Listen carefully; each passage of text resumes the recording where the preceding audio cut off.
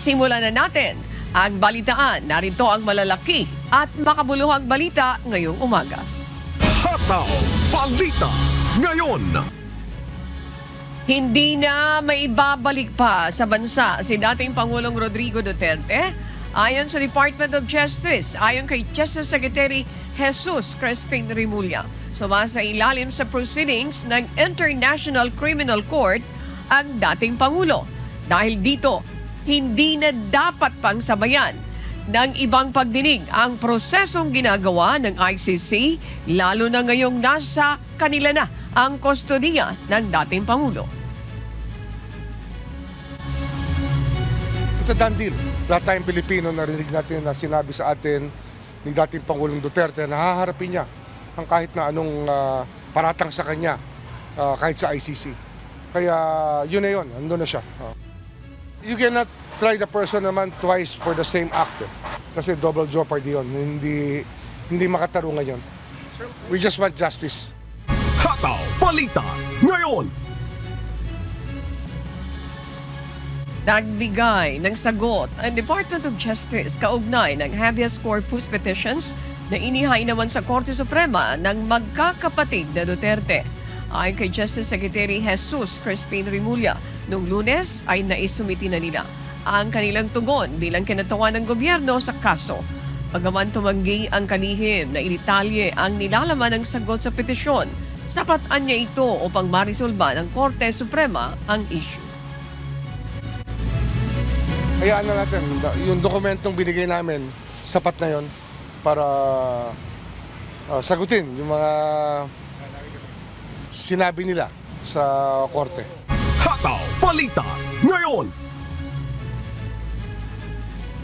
Kumpiyansa ang British-Israeli lawyer na si Nicholas Kaufman na may malakas na depensa si dating Pangulong Rodrigo Duterte sa kinakaharap nitong kaso sa International Criminal Court o ICC.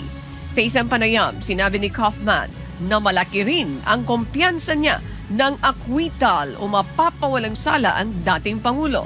Si Kaufman ang tatayong Chief Legal Counsel ng defense team ng dating Pangulo.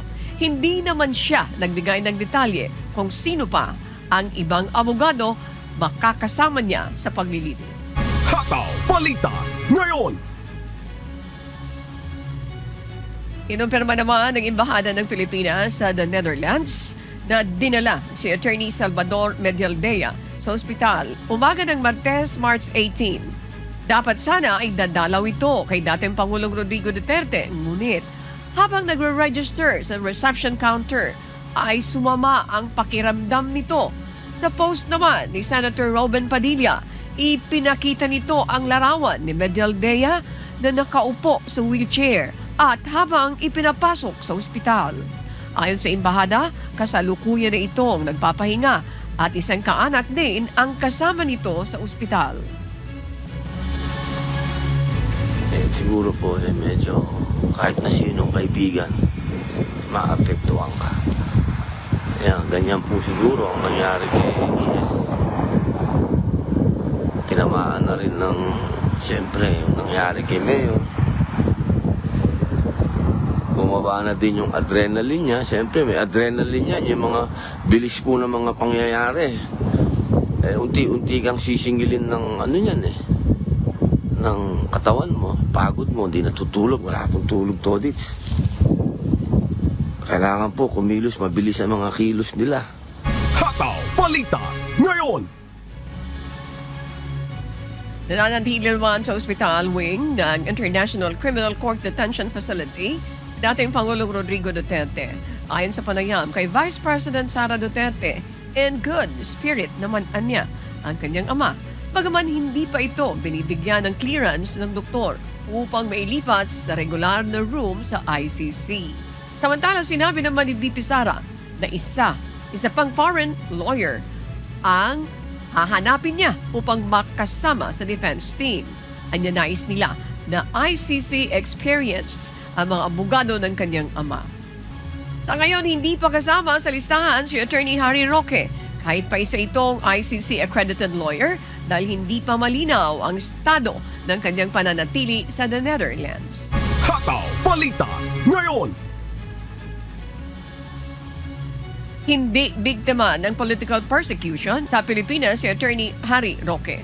Ito ang pahayag ni Malacanang Press Officer at Undersecretary Claire Castro kasunod ng plano ni Roque na pag-apply ng asylum sa the Netherlands. Ayon kay Castro, ang dapat gawin ni Roque ay ipaliwanag ang mga ebidensyang nakalap laban sa kanya at harapin ang mga kaso kaugnay ng kontrobersyal na operasyon ng Philippine Offshore Gaming Operators o POGO sa Pilipinas. So how could there be a political persecution if all the pieces of evidence are overwhelming? So wala po tayo nakikitang political persecution, harapin na lang po niya ang kaso niya po dito. Mas maganda po yan para maipakita niya sa taong bayan na wala po talaga siyang kasalanan. Hataw Balita ngayon. Haharangin na Makabayan Black ang plano ni Attorney Harry Roque na mag-apply ng asylum sa the Netherlands. Ayon sa grupo, dapat umuwi ng Pilipinas ng dating presidential spokesperson at harapin ang mga reklamo sa kanya rito. Ayon kay House Deputy Minority Leader, ACT Teachers Party List Representative Franz Castro, dapat niyang sagutin ni Roque ang mga tanong sa kanya ng 4 House panels, partikular na ang kaugnayan nito sa POGO. Mars, umuwi ka na rito at harapin mo yung yung mga tinatanong ng Quadcom dito at i-clear mo yung sarili mo muna dito, no, bago ka mag-abuga-abogado kay dating presidente Duterte. Hataw Balita ngayon. Desisyon na ni Pangulong Ferdinand Marcos Jr. kung aalisin ako sa pwesto. Ito ang sagot ni Solicitor General Menardo Guevara sa pahayag ng isang Presidential Communications Office. Mag-assess siya ng sarili kung nararapat pang manatili sa pwesto matapos tanggihan na ipresenta ang mga ahensya ng pamahalaan sa Korte Suprema ukol naman sa inihaing petisyon mula sa kampo ni dating Pangulong Rodrigo Duterte. Ayon sa opisyal, tanging ang Pangulo lamang ang may karapatan na magtanggal sa kanya sa posisyon. Hataw Balita ngayon.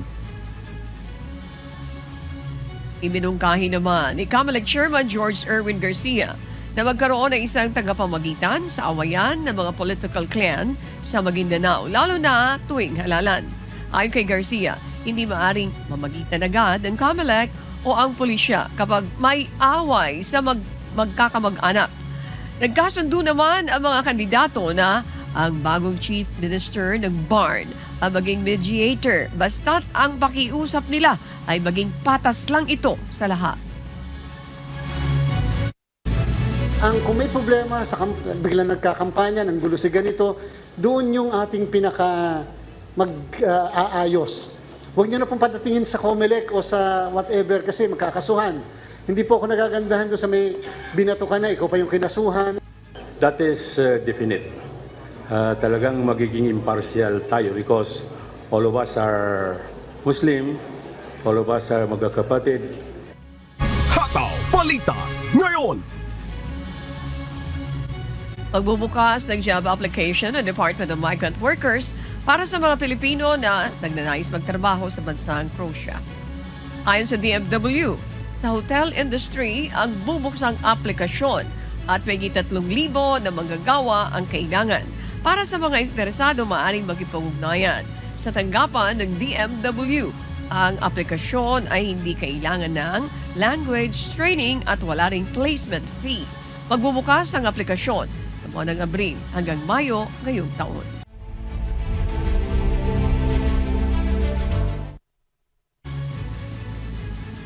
Magandang umaga, Ani at mga kasangbahay. Umani ng iba't ibang reaksyon mula sa mga opisyal ng pamahalaan at ilang mga eksperto ang panukala ni Australian Opposition Leader Peter Dutton para sa isang referendum upang bigyan ang mga ministro ng higit na kapangyarihan para tanggalin ang citizenship ng mga dual nationals na nahatulan ng terorismo. Ito ang humahataw na balita ni Early Briones. Hataw Balita ngayon. ipinahayag ni Australian Opposition Leader Peter Dutton ang pagnanais nitong magpasa ng isang referendum kung saan mabibigyan ng kapangyarihan ng mga ministro na alisin ang pagkamamamayan o citizenship ng mga dual nationals kapag nakagawa sila ng isang malubhang krimen. Ayon kay Dutton, ang panukalang ito ay upang panatilihing ligtas sa mga mamamayan ng Australia. Subalit agad namang ibinasura ng pamahalaan ang nasabing ideya. Samantala, pinagdududahan naman ng ilang eksperto ang rason kung bakit nais ni Dutton na magpasa ng citizenship stripping laws matapos mapagpasyahan noong 2022 ng High Court ng Australia na ito'y unconstitutional. Ayon sa ilang eksperto, hindi kinakailangan ng nasabing referendum sapagkat ang hukuman ay mayroong kapangyarihan na alisin ang pagkamamamayan ng isang tao kung ito'y nakagawa ng isang malubhang pagkakasala. Nahatulan ng 3 taon sa bilangguan at may pag-uugaling nagpapakitang itinatakwil nila ang kanilang katapatan sa Australia. Binatikos din ng ilang opisyal kabilang na ang Prime Minister ng Australia na si Anthony Albanese at Albanese Government Treasurer Jim Chalmers ang nasabing panukala. Early Briones, humahataw sa balita ngayon. Hataw Balita ngayon. Nagsagawa ang bagong Canadian Prime Minister na si Mark Carney ng foreign trips upang palakasin ang trade ties ng bansa sa UK at France. Ito ay sa gitna ng ongoing trade war ng Canada at Amerika. Ito ang humahataw na balita ni Orlin Quijano. Hataw Balita ngayon. Noong Lunes, nagsagawa ang bagong Prime Minister ng Canada ng kanyang kauna-unahang foreign trip sa France at United Kingdom. Layunin ni Prime Minister Mark Carney na palakasin ang relasyon ng Canada sa United Kingdom at France sa gitna na nagpapatuloy na trade war sa pagitan ng Canada at Estados Unidos. Ayon kay Carney, may kakayahan ang Canada na ipagtanggol ang sarili at inamin na may mga limitasyon ang bansa sa pag-retaliate laban sa mga taripa ng US dahil sa pagkakaiba ng laki ng ekonomiya. Sa pakikipagpulong ni Carney kay French President Emmanuel Macron at UK Prime Minister Keir Starmer, binigyang diin ni Carney ang halaga at matibay na alyansya ng Canada sa dalawang bansa sa kabila ng tensyon sa US. Bagaman nahinto ang mga negosasyon sa kalakalan sa UK at France, tinalakay ni Carney ang paghahanap ng mga alternatibong supply chains at iginiit ang kahalagahan ng Canada bilang isang maaasahang trade partner. Samantala, sa pagtatapos ng foreign visits, inaasahang magtutungo si Prime Minister Carney sa Iqaluit, Nunavut sa Martes. Orlin Quijano, humahataw sa balita ngayon. Hataw Balita ngayon. Walang plano si US President Donald Trump na magbigay ng exemption sa mga taripa ng steel at aluminum. Habang nagbabala naman ang Organization for Economic Cooperation and Development o OECD sa malubhang epekto ng taripa sa ekonomiya. Ito ang humahataw na balita ni James Bontuyan. Hataw Balita ngayon. Itutuloy ni US President Donald Trump ang pagpapataw ng mga karagdagang taripa sa darating na April 2 na tinatawag niyang Liberating Day para sa Estados Unidos. Ayon kay President Trump, ang mga nakaraang administrasyon at foolish presidents ang nag-aksaya sa yaman ng Amerika. Dagdag pa niya, bilyong-bilyong dolyares na umano ang pumasok sa bansa simula nang ipinatupad niya ang mga taripa. Sinabi rin ng Pangulo na magkakaroon ng reciprocal o baliktaran na taripa kung ano ang sinisingil ng ibang bansa ay gayon din ang sisingilin ng US. Ipinatupad noong nakaraang linggo ang 25% na taripa ni Trump sa lahat ng aluminum at steel na inaangkat sa US. Ayon naman sa Organization for Economic Cooperation and Development or OECD, maaaring pabagalin ng tariff policies ni Trump ang paglago ng ekonomiya sa Estados Unidos at sa buong mundo habang patataasin din nito ang mga presyo ng mga bilihin. Dagdag pa nito, ang mga banta ni Trump ng mga bagong taripa ay nagdudulot ng alerto sa mga negosyo at hinahadlangan sila na mag-invest. Naglabas na ang OECD ng kanilang mga forecast para sa economic growth sa US at inaasahan din nila na tataas ang inflation. James Bontuyan, humahataw sa balita ngayon. Hataw Balita ngayon. Hindi umano nabigyan ng due process ang mga na-deport itong nakaraang linggo sa El Salvador mula sa Estados Unidos. Ito ang pahayag ng presidente ng National Assembly sa Venezuela. Ito ang humahataw na balita ni Noel Poliarco. Hataw Balita ngayon. Walang ginawang krimen sa Estados Unidos at El Salvador ang mga na-deport nitong nakaraang linggo. Ayon sa presidente ng National Assembly ng Venezuela na si George Rodriguez, hindi umano sila nabigyan ng patas na investigasyon. Nangako rin si Rodriguez na gagawin ang lahat ng kanilang makakaya para maibalik ang mga ito sa kanilang mga tahanan. Ipinadeport ng administrasyon ni Trump ang mga ito dahil sa akusasyon na parte umano sila ng Tren de Aragua, isang gang sa Venezuela na sangkot umano sa mga kidnapping, extortion at contract killing. Ginamit ng administrasyon ang Alien Enemies Act para maagarang maipadeport ang nasa mahigit 200 miyembro umano ng grupo, bagaman may court order na nagbabawal dito. Dahil dito nagbaba na ng kautusan ng US Justice Department na alisin sa pwesto ang punong hukom sa kaso. Dagdag pa ni Rodriguez, kakausapin niya si President Nicolas Maduro ng Venezuela na magbaba ng babala sa mga mamamayan nito na wag na bumiyahe sa US dahil hindi ito ligtas. Hinimok din niya ang mga nag-migrate sa US na bumalik na sa kanilang bansa. Sinabi rin niya na magpapadala siya ng mga eroplano para makauwi ang mga ito. Mahigit 600 migrante ang bumalik na sa Venezuela mula sa US at Mexico, lula ng mga deportation flights simula pa noong Pebrero. Ayon kay Interior Minister Diosdado Cabello, 16 lang ang humarap sa hukuman sa mga naipanadeport ng US at wala sa kanila ang miyembro ng Tren de Aragua. Noel Poliarco, humahataw sa balita ngayon! Hataw Balita ngayon. Mahigit 20 na ang naitalang nasawi. Bunsod ng matinding mga bagyo at mga buhawi na tumama sa Estados Unidos nitong nakaraang weekend. Ito ang humahataw na balita ni Abby Valdez. Hataw Balita ngayon. Nag-iwan na nasa 42 nasawi ang halos 1,500 bagyo na nanalasa sa buong Estados Unidos itong weekend na nagdala ng pinsala mula sa mga dust storm, wildfire, ulan at buhawi. Isang twister outbreak din ang naitala sa mga estado ng Illinois, Indiana, Missouri, Arkansas, Mississippi, Alabama at Louisiana, kung saan ang pinakamalakas na kumpirmadong twister ay isang EF4 na may 190 miles per hour na hangin na iniulat sa Jackson County, Arkansas. 4 naman ang naitalang nasawi sa wildfire sa Texas at Oklahoma, habang nagdulot naman ng pileup sa highway ang dust storm na naranasan sa Kansas kung saan hindi bababa sa 8 taong nasawi. Nakataas naman ang flood watches sa northern New York hanggang northern New England dahil sa pinagsamang ulan at natunaw na snow na maaaring magdulot ng isolated flooding sa rehiyon. Mahigit 43 milyong tao na sa ilalim sa fire alerts noong Lunes sa buong Great Plains at Florida Peninsula, habang ang low pressure system ay tutungo sa Central Plains at doon magdadala ng matinding panganib sa sunog. Abby Valdez, humahataw sa balita ngayon. Hataw Balita ngayon. Nagbabala ang Department of Health ng Thailand sa publiko hinggil sa naitalang mapanganib na heat index. Ito ang humahataw na balita ni RK Liorca. Hataw Balita ngayon. Sa pagsisimula ng panahon ng tag-init, nagbabala sa publiko ang Department of Health ng Thailand hinggil sa panganib na maaaring maidulot ng tumataas na temperatura sa bansa.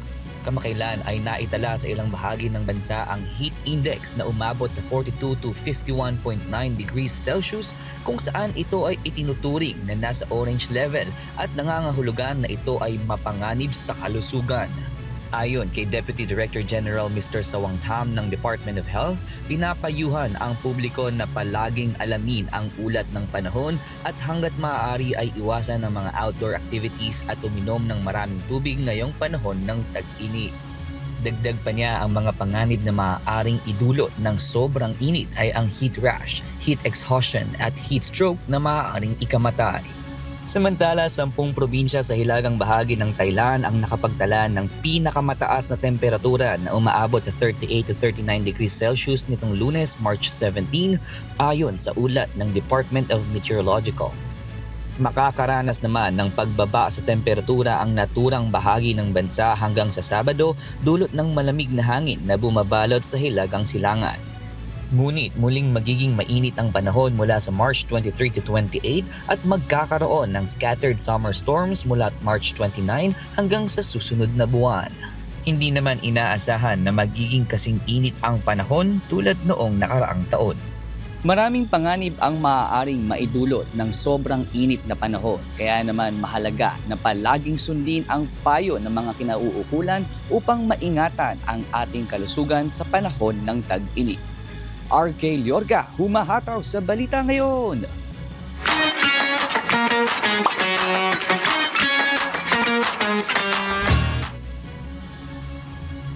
Public service naman tayo, magkakaroon ng meet and greet sa Brunei para sa mga kababayan natin sa hotel industry. Samantala, magsasagawa naman ng forum sa France tungkol sa agribusiness opportunities sa Pilipinas. Ito ang humahataw na balita ni Lynn Perez. Hataw Balita Ngayon. What's up, kabayan? Inanyayahan ng ating mga kababayan sa Brunei na nasa hotel industry na dumalo sa isang Meet and Greet Series 2025. Gaganapin ito sa March 25, alas 8:30 ng umaga hanggang alas 12 ng tanghali sa Consular Annex ng Embahada. Pag-uusapan dito kung ano ang mga serbisyo ng Embahada at ng MWO-OWA, may libreng short course rin at magbibigay din ng Certificate of Attendance galing sa pasuguan. Sa mga interesadong dumalo, scan lamang ang QR code na matatagpuan sa official Facebook page ng Embahada sa facebook.com/PHNBrunei. Samantala, iniimbitahan naman ang mga OFW sa Europe sa isang forum tungkol sa agribusiness opportunities sa Pilipinas. Gaganapin ito sa March 29 na launa hanggang alas 5:30 ng hapon sa Thurber Room ng Franco-American Community Center sa Paris. Sa mga nais lumahok, mag-register lamang sa pamamagitan ng pag-scan sa QR code sa official Facebook page ng Philippine Embassy sa facebook.com/PHNFriends. Naglabas naman ng listahan ng mga newly arrived e-passports na ready na for collection ng Philippine Embassy sa Brunei. Maaring mag-walk-in sa embahada upang maklaim ang inyong mga passports mula Lunes hanggang Biyernes, alas 8 ng umaga hanggang alas 5 ng hapon. Huwag kalimutang dalhin ang inyong old passport at resibo sa araw ng koleksyon. Magsasagawa naman ng Consular Outreach Mission sa Bellevue, Washington, USA mula April 5 to 7 sa Hyatt House, Seattle, Bellevue. Passport services at dual citizenship lamang ang mga serbisyong ipagkakaloob sa mga araw na ito. Para sa kumpletong impormasyon, bumisita lamang sa official Facebook page ng Philippine Consulate sa San Francisco sa facebook.com/PHNSF. Lynn Perez, humahataw sa Balita Ngayon. Hataw Balita Ngayon. At yan po mga kasangbahay, ang mga balita mula sa iba't ibang panig ng mundo. Mula rito sa Texas, USA, ako si Sanicos. Magandang araw po.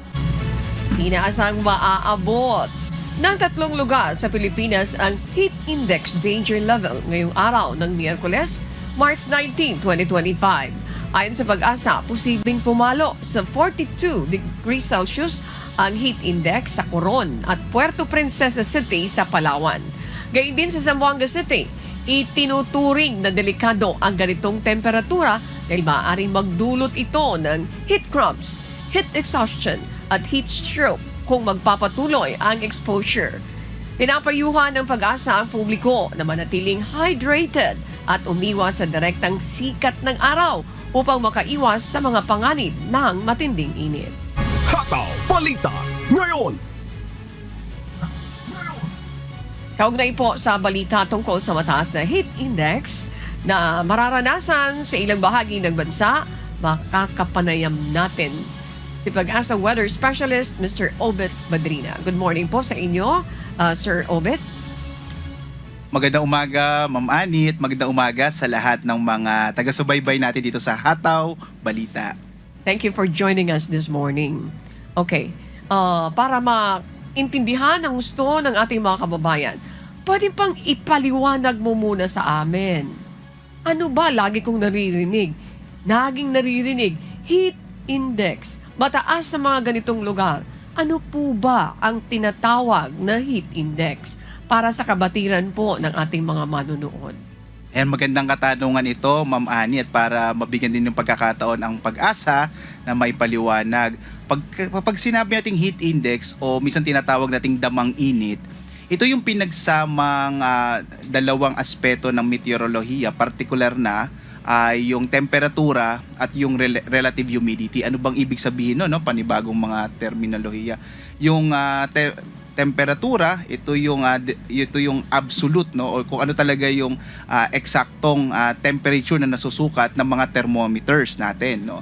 Yung relative humidity naman, ito yung amount o yung dami ng tubig sa hangin. So ang nangyayari, Ma'am Ani, kapag sinabi nating mataas yung heat index, pwede kasi na lalo pang tumaas yung nararamdamang init kapag halimbawa masyadong maraming moisture, o sa Filipino ang tawag ng halumigmig ng hangin, mas maraming tubig sa hangin. Ang tendency, Ma'am Ani, hindi na tayo pinagpapawisan dahil nga hindi na ma-absorb ng ating paligid yung pawis natin. Ang pagpapawis kasi ay isang paraan para medyo lumamig yung pakiramdam natin.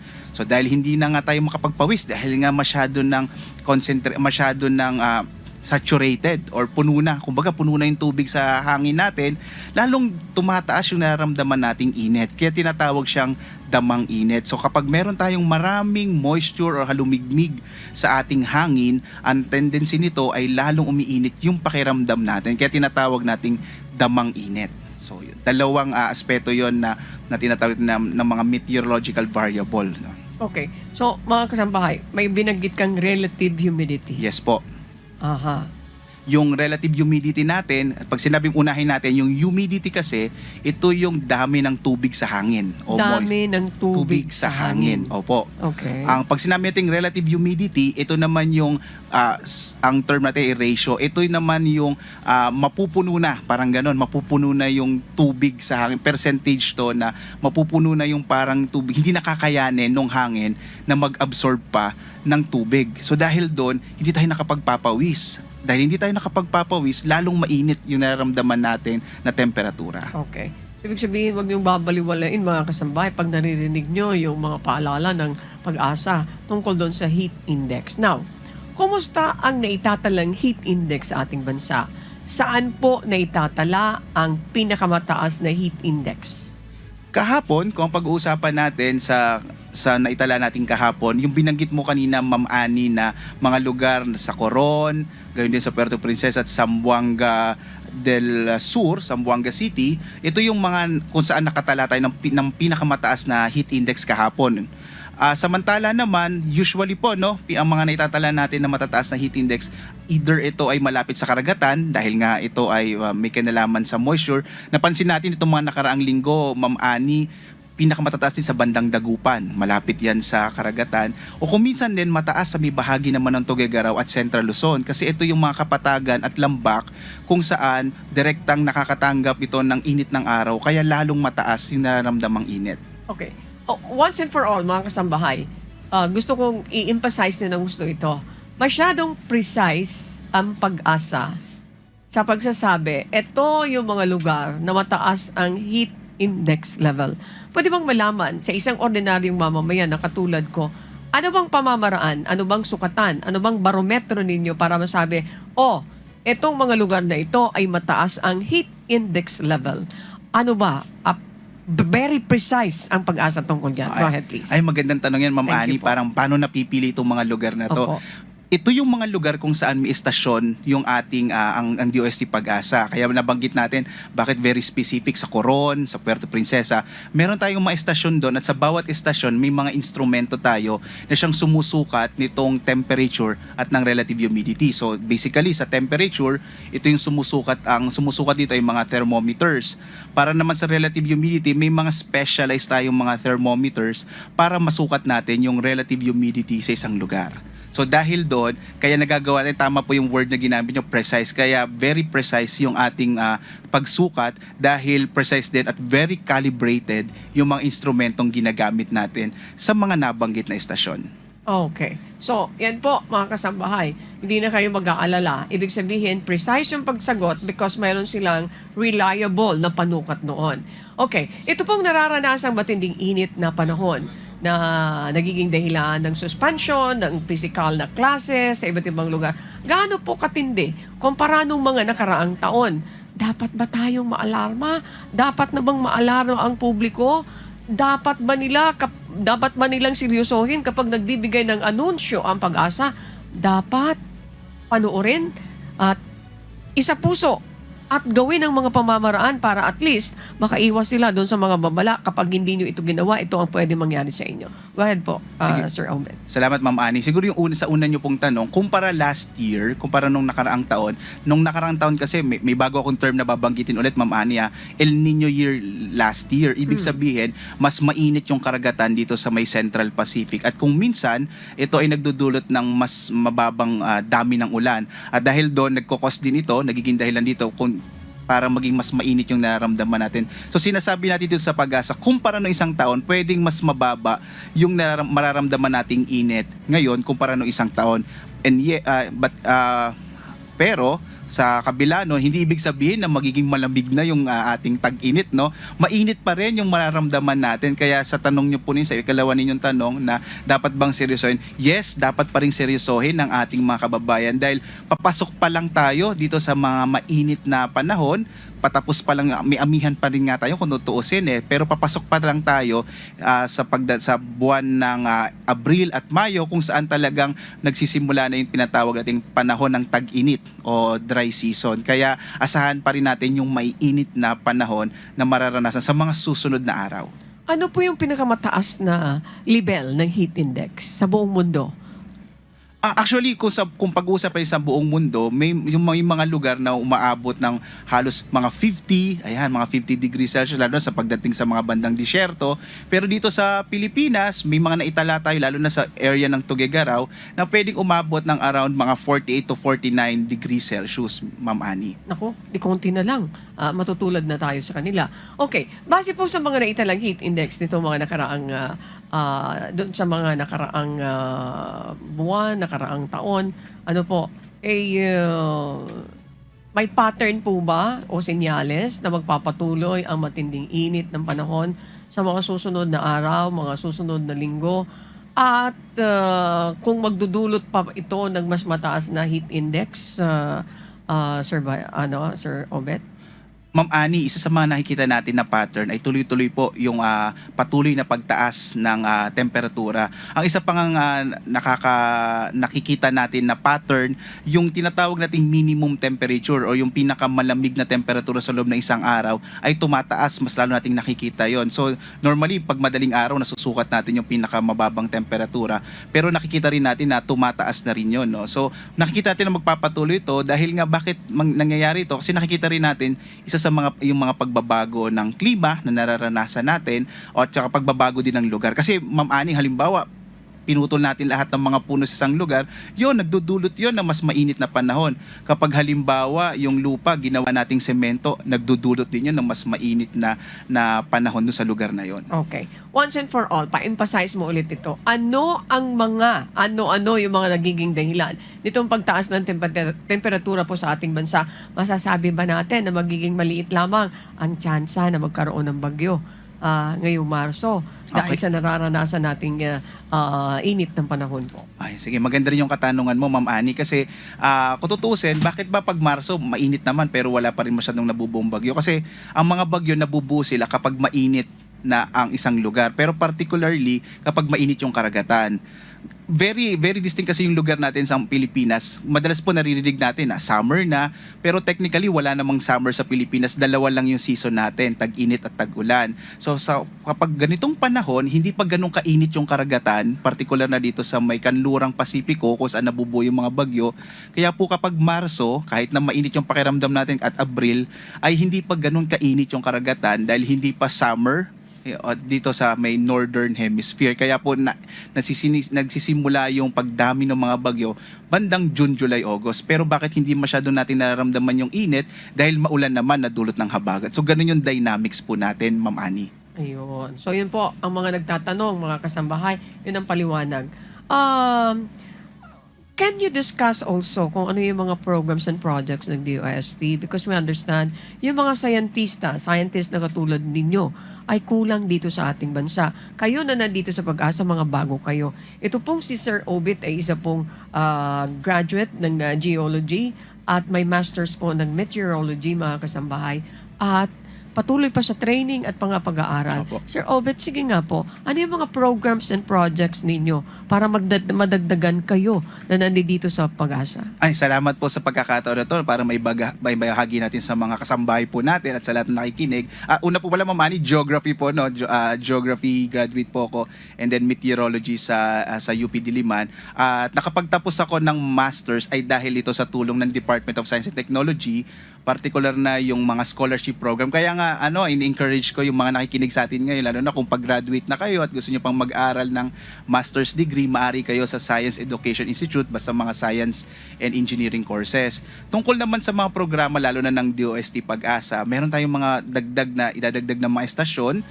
Ibig sabihin ng estasyon, mga dagdag na mga observation station, lalo na dito sa may area ng Cordillera, para dumami pa yung mga datos natin. Bukod pa dyan, meron pa tayong mga bagong mga programa gaya ng impact-based forecasting para mas precise pa, mas malinaw pa yung mga ibibigay nating impormasyon sa mga kababayan natin. Okay. Yung pag-monitor ng mga flood, mayroon din kayong gadget doon, device? Yes. Na, kasi hindi na masyadong napagtutunan ng pansin.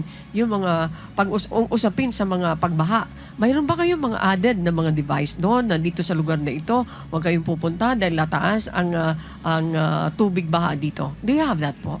Opo, Ma'am Annie. Basically, actually, isa sa mga inilalabas natin na mga ini-issue natin ng mga produkto dito sa Pag-asa na impormasyon, yung tinatawag na flood advisory, Ma'am Annie. Pag pumunta po kayo sa ating website, pagasa.dost.gov.ph, makikita nyo yung mga lugar kung saan tayo naglalabas ng mga general flood advisory. Meron kasi tayong mga ginagamit na mga water level sensor, isa lang yan sa mga kagamitan natin para sukatin yung pagtaas ng tubig, lalong-lalo na sa malapit sa mga ilog natin, kasi ito yung mga lugar kung saan prone sa ating mga tinatawag na mga river flooding. Okay. So mga kasambahay, yan po si Sir Obet. Quickly, what is your message? Okay. So una, maraming salamat sa atin sa Hataw Balita for giving us the chance na makapagbahagi ng impormasyon. At ikalaw, napakahalaga ng impormasyon. No? So sana patuloy pa rin tayong subaybayan dito sa mga kagaya dito sa Hataw Balita at sa ating, kung po pwede ko pong i-advertise ang aming YouTube account, no, sa Pag-asa, at pumunta sa ating website pagasa.dost.gov.ph at sundan tayo sa ating iba't ibang mga social media platforms. Lagi po tayo nagbibigay ng update doon. Maraming salamat po, Ma'am Annie, sa pagbibigay sa amin ng pagkakataon. Maraming salamat. This is your first time na makasakay dito. Yes, oo. Ang sarap pala sumakay dito. Ayan. Ito Thank you po. sa inobasyon ng ating Kuya Daniel Roson. Okay, maraming salamat po. Maraming salamat. Enjoy sa pagsakay dito sa Radio Mobile Booth. Thank you very much sa lahat ng bumubuo ng Pag-asa DOST. Maraming salamat. Magandang umaga po sa inyo. Sir Obet, good morning and keep safe. Maraming salamat po. Magandang umaga.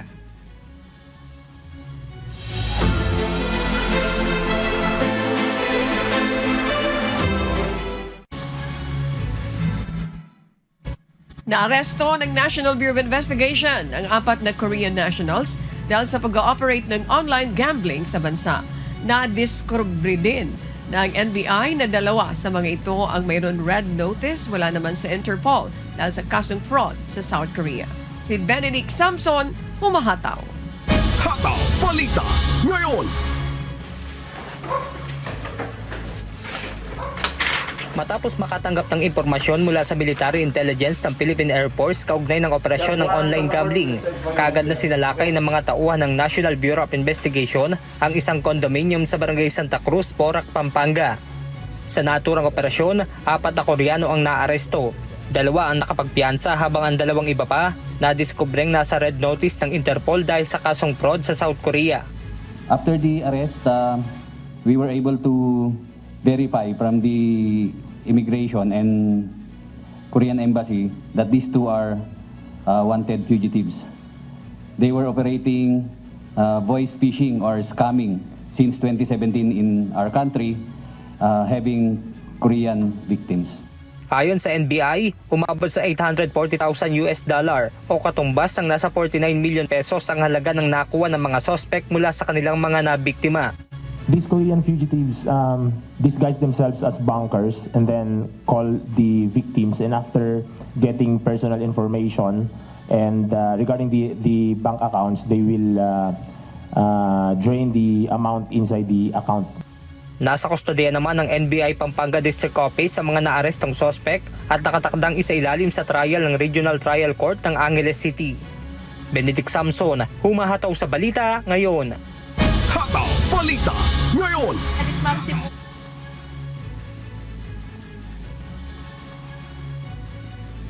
At sa ating shout out na, ayan, nanay ni Sis Josa, Sis Joy nanonood. Thank you very much po.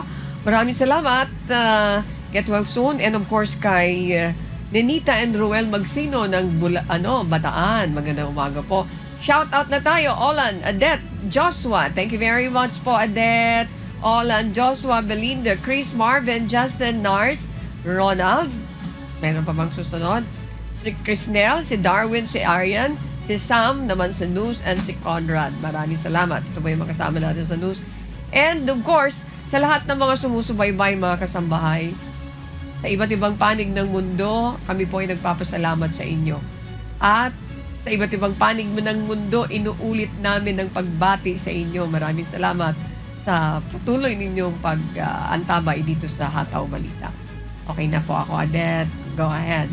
Okay, Alex, kasama natin si Josa, kasama natin si Paraon, at saka si Bernie. Yan, mayroon pa ba ako nakalimutan?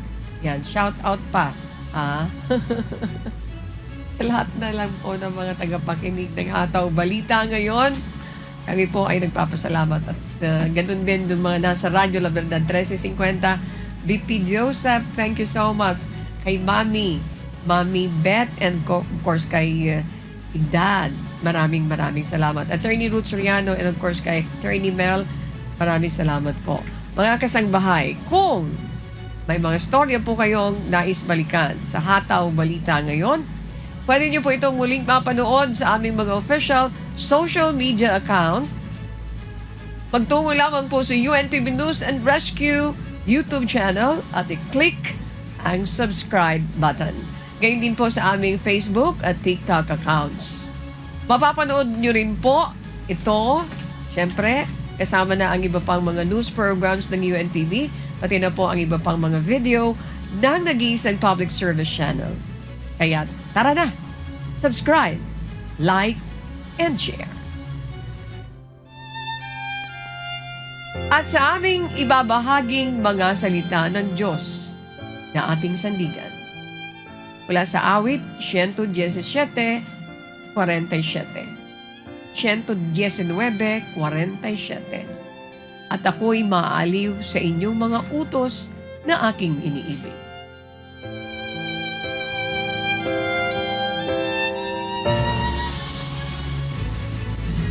Iyan po ang mga umahataw na balita ngayong umaga ng Miyerkules, 19 sa buwan ng Marso 2025.